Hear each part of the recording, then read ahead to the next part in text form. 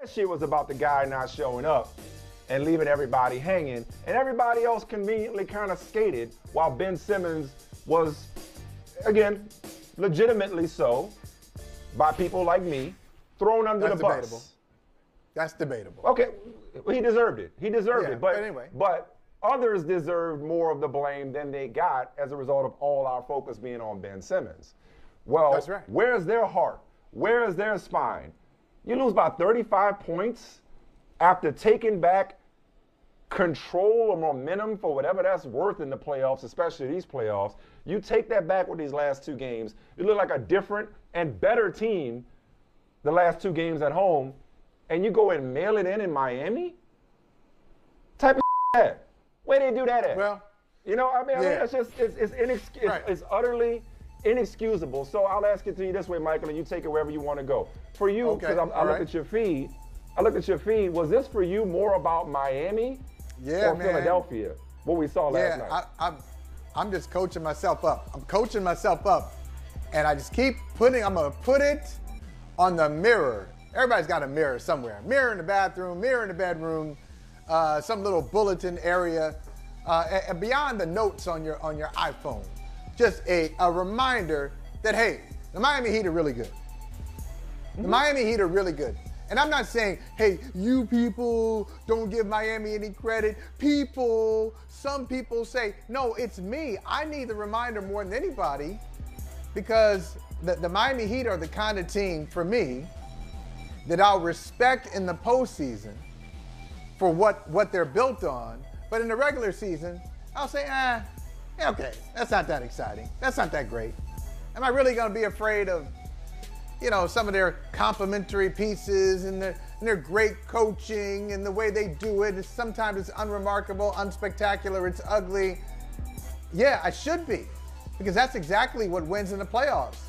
Paying attention to details, great coaching, great defense, toughness, being able to win ugly games. Great teams win ugly games. One Hall of Fame coach told me a while ago, that's exactly right. Great teams win ugly games.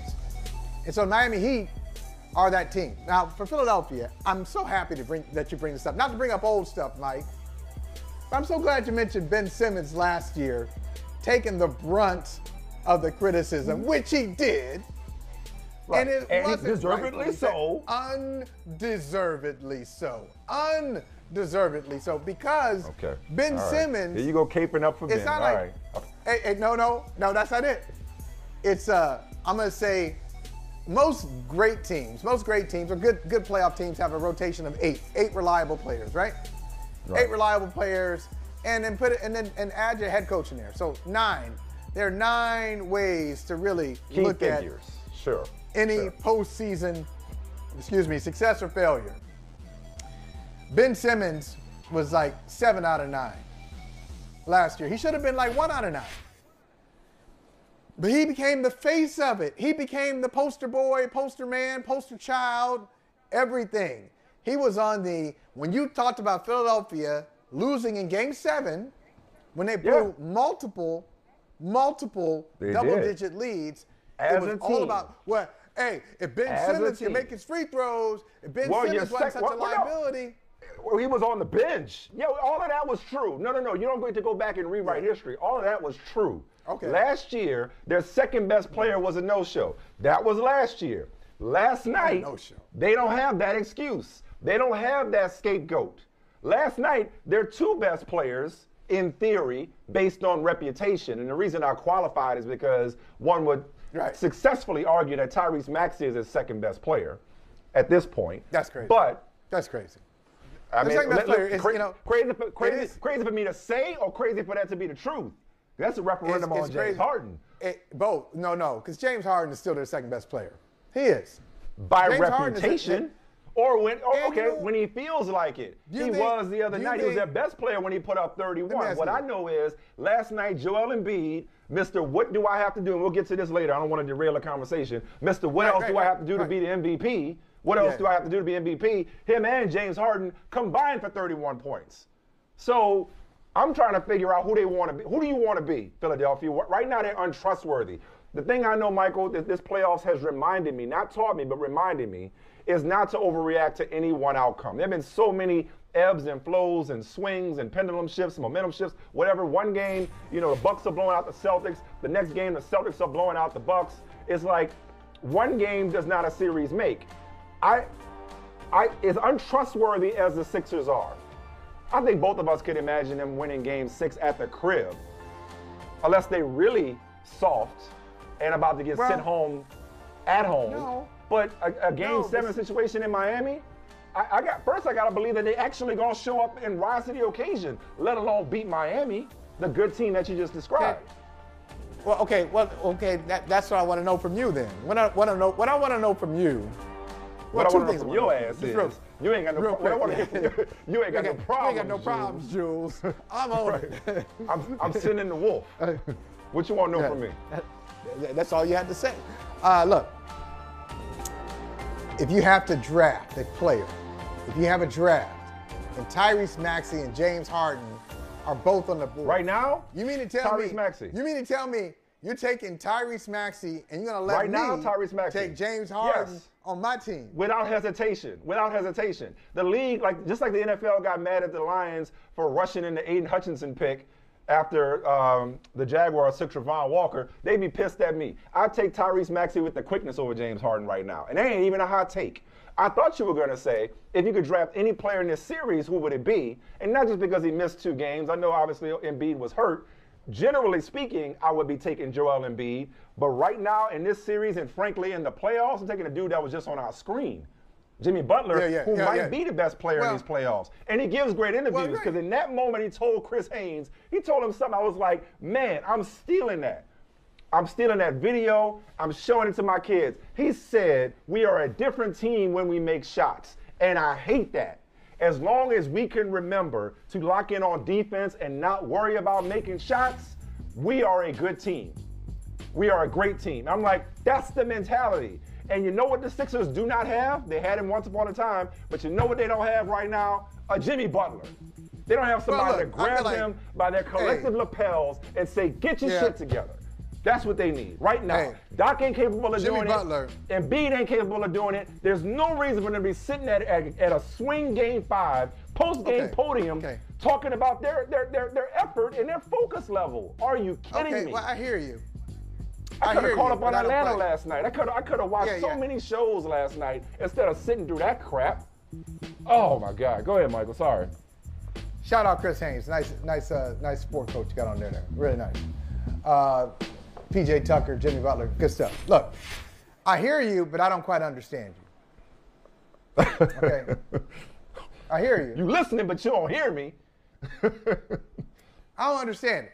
You just said Jimmy Butler could be the best player in the playoffs. And best I player agree in with this that. series. I agree with that. Yeah. He could be the best player in the series and in the playoffs. I mean, based on the production that's been pretty strong.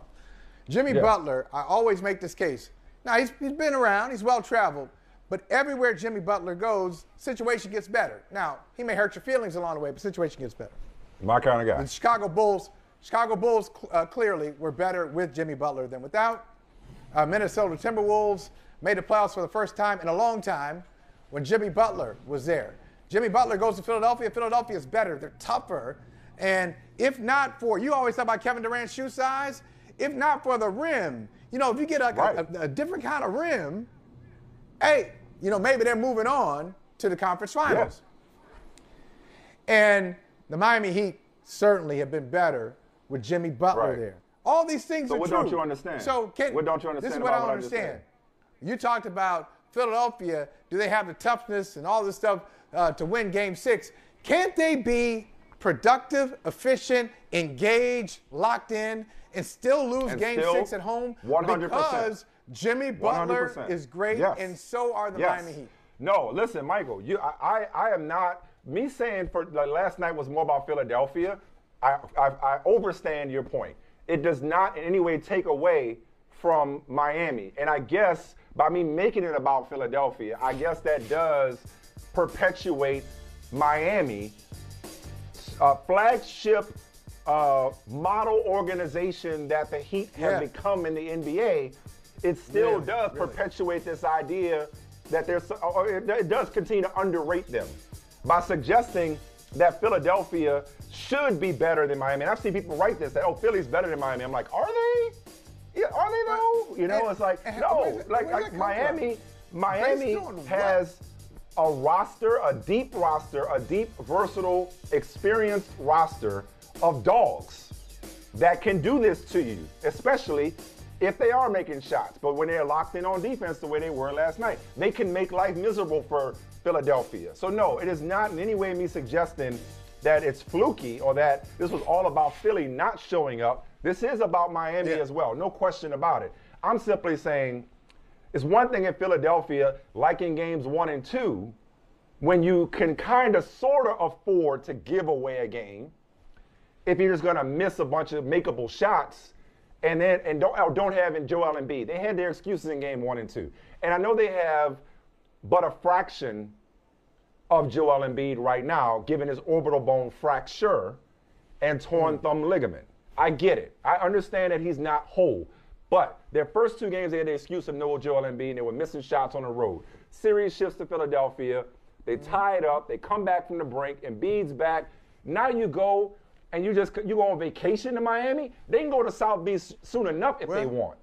To just not show up is my problem. Again, credit to Miami. You're right, Michael. Credit to Miami. But to not show up, that just pisses me off. You know, and it should piss them off. We thought that they would have showed up pissed off. We thought, I mean, you know what, Michael? Here's the other part that makes me mad.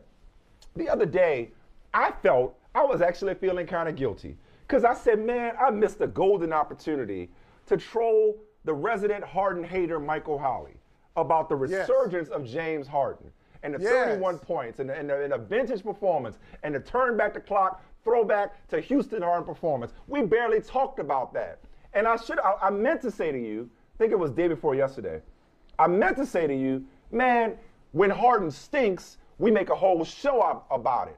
You do that laugh that you do when Harden stinks. And I said, man, I wish we'd have spent more time on, I said, I wish we'd have spent more time on James Harden. I was saying it to myself. Now I'm so glad we didn't. Because then he just goes right back to being washed and not showing up. Right? It's so untrustworthy, man. They're frustrating. They're frustrated. They don't. I don't know who they are because they don't know who they are. Worse, they don't know who they want to be. Though? You want to be dominant? You know what? You want to be legendary? Don't lose by 35 in Game 5. They'll probably force a Game 7 just to mess with my nerves. Well, okay. Well, listen, and they got a good chance of winning it on the road. But I'm with you. I trust the Heat. Now, if the team, and you just gave me an idea, and this makes sense. If the team got a little distracted in Miami, I do get that. It's a great city. It's a lot of fun. South Beach, a lot of playoffs, fun. Dog. And that ain't even funny. There, I know that was tongue-in-cheek. That ain't even funny. It's the playoffs. It's Game 5. Hey. We got legacies and contract extensions on the line. It's Game 5. They better not be hanging out on South Beach. But, you know, last time I was in South Beach, like, I remember it, and I almost forget why I was there. It was a business trip. Was a business trip? You know. Was your job on the line? Was your job on the line? Was your reputation on the line? Always, isn't it? Isn't it always? But it's just it's such a fun city. I know. I hope that didn't happen. But here's something more likely. You know, obviously these professionals who have been to Miami many times would not exchange one good night in Miami for something that will cost them down throughout the summer, maybe into next year and the year after. You can always go back to Miami in the offseason. You can afford it. But here's something else, though, I think is happening here. You ever work for somebody, this kind of manager, and I'm not saying they're bad people, but there's a certain kind of manager who will say to you directly, hey, you know what, stop doing that. You know, I don't like when you do that. It bothers me, and I just want to let you know straight up that you left something that, you know, you drunk up all the coffee in the office. I saw you take some home, and then nobody else had any coffee. I'm just going to let you know I don't like it. Then, okay, that's fine. I like those kind of managers. But then there are managers who will send out that all caps email to all the staff. You know, listen, everybody, we got to do a better job of looking out for each other, and we got to do a better job of making sure everybody is thought of. I'm like, who are you talking about? Speaking in general. You talking about me? You talking about me? Name names. Or, yeah. Or you talking about somebody specific? So the Sixers did that last night. Sixers did that. Like Doc Rivers did that. We weren't engaged. We weren't. We who? We who? We who? We who? Okay. So. Oh yeah, the female trainer. So you think Joel? You think Joel Embiid? Right. Joel Embiid wasn't engaged. Who wasn't engaged? And I think it comes back to your boy. Who's that profile fit? You just said it. When James Harden was locked in Philly, he looked great. Other times he didn't. He left Brooklyn. And we hear the whispers that Kevin Durant wasn't really impressed with his preparation. His mental wasn't there. So who are we talking about? Was Philadelphia collectively, everybody on the team wasn't locked in? Come on. Apparently. I don't believe it. He lost by 35. I don't believe it. Come on. Embiid was a minus 29. I mean, I bet you we can tell that story in like 2 or 3. I bet 2 or 3. If there are 2 or 3 players who weren't there. And one of them was probably like the 14th guy. We'll see what's in here. We'll see what's in here. Best players can't be like that, though. Because if they thought last year was ugly, with the Simmons fiasco when he was checked out, let them lose to Miami on their home court. Let them lose to Miami on their home court. And I would not want to be in. It'll be worse than last year. I would not want to be in Philadelphia. Hey, thanks for watching Brother from Another on YouTube. Make sure you hit subscribe before you leave, and be sure to watch us 3 to 5 p.m. Eastern Time on Peacock. Appreciate you.